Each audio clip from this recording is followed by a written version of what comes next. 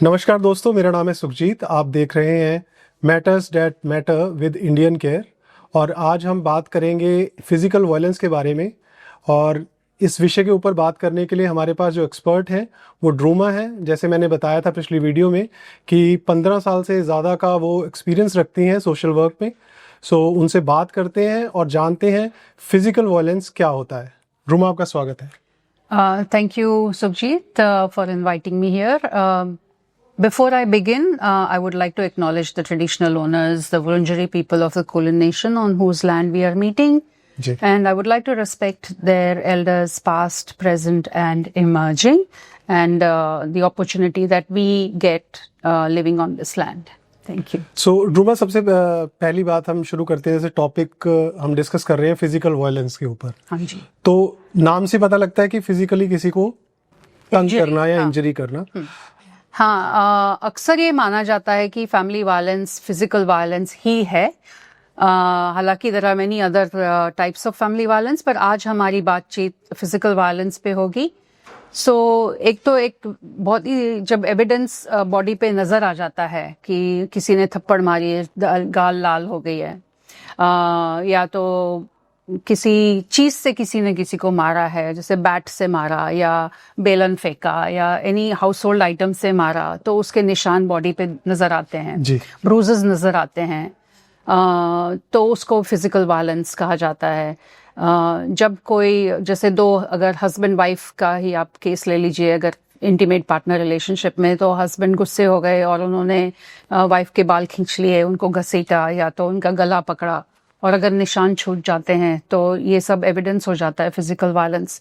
कभी कभी ये भी होता है कि ऐसा कोई दाग या निशान नहीं रहता है पर फिजिकल वायलेंस हुआ होता है, तो the women can report this to the police और to a service and they don't have to feel afraid. But इस टाइप की बिहेवियर को फिजिकल वायलेंस में गिना जाता है। Not just physical violence from one person to another, लेकिन जब कोई आदमी या व्यक्ति, चाहे वो औरत हो या आदमी हो, चीजें तोड़फोड़ करते हैं घर में, दीवार को पंच करते हैं या दरवाजा तोड़ देते हैं, या प्लेट फेंकते हैं टुवर्ड्स द अदर पर्सन, तो उसकी वजह से भी एक जो इंसान है जो ये देख रहा है उसको काफी डर महसूस होता है। They get very intimidated and fearful, and that can cause a lot of trauma as well, mental trauma, and this is also under physical violence.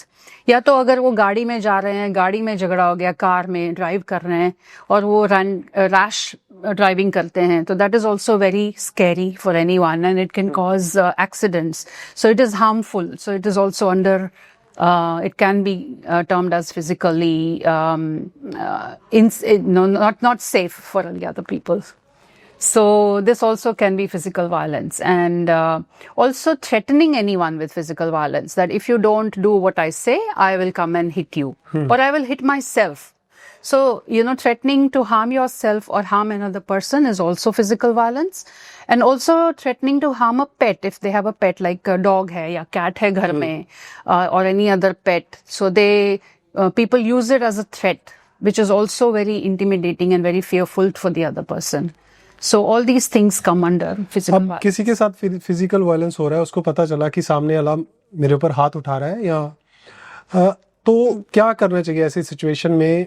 क्या उस पर्सन को अवॉइड करना चाहिए, उस जगह को चेंज कर लेना चाहिए, या डेफिनेटली हेल्पलाइन के ऊपर कॉल करना? हाँ, वो सिचुएशन पे डिपेंड करता है। कभी कभी ऐसा होता है कि आपका फोन आपके पास नहीं है, आप उसके पास पहुंच नहीं सकते फोन उठाने के लिए, तो आपको डेफिनेटली अपने आप को उस सिचुएशन से दूर हटा लेना चाहिए। किसी और कमरे में जाएं, तो उस कमरे का दरवाजा बंद कर दें।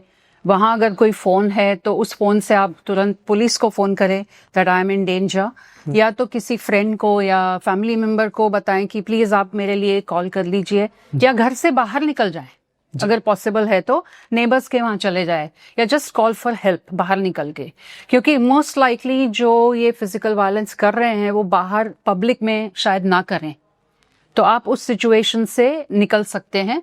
कैसे और किस तरह वो आप खुद अपने आप तय कर सकते हैं, because you don't know the situation कैसी होगी, चाहे वो एग्जिट है, आसपास नहीं है, क्या है, सो उस हिसाब से you have to take steps. या ड्रूमा, आप 15 साल से ऑस्ट्रेलिया में सोशल वर्क का काम कर रहे हैं, आपने काफ़ी केस भी हैंडल किए होंगे।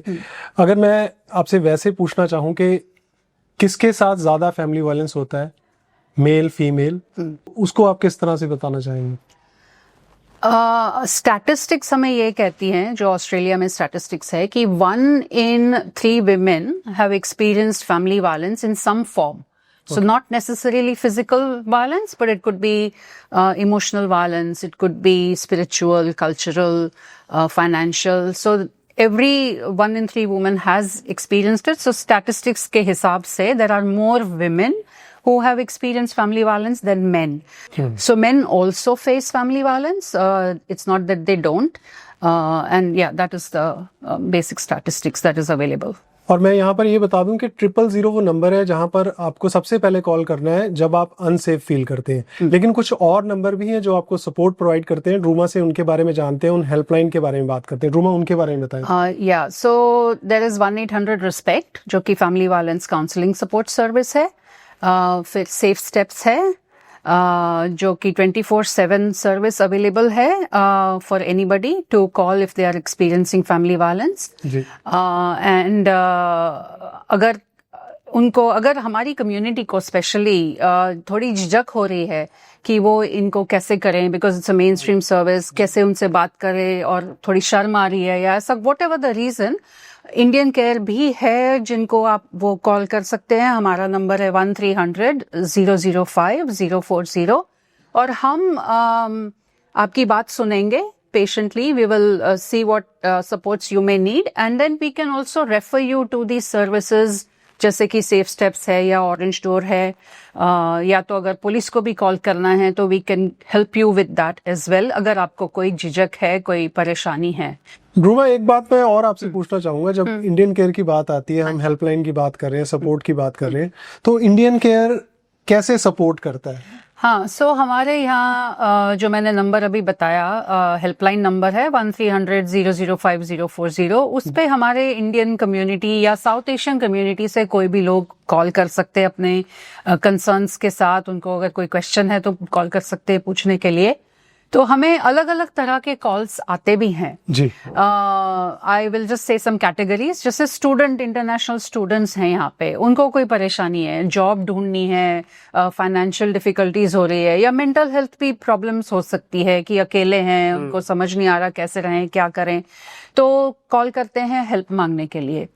फिर मान लीजिए किसी के बच्चे को कोई डिसेबिलिटी है, या तो ऑटिज्म आजकल मतलब देखा जाता है कि काफी बच्चों में पाया जाता है, तो वो पूछते हैं कि भाई मेरे बच्चे को ये डायग्नोसिस हुआ है ऑटिज्म का, अब हम क्या करें।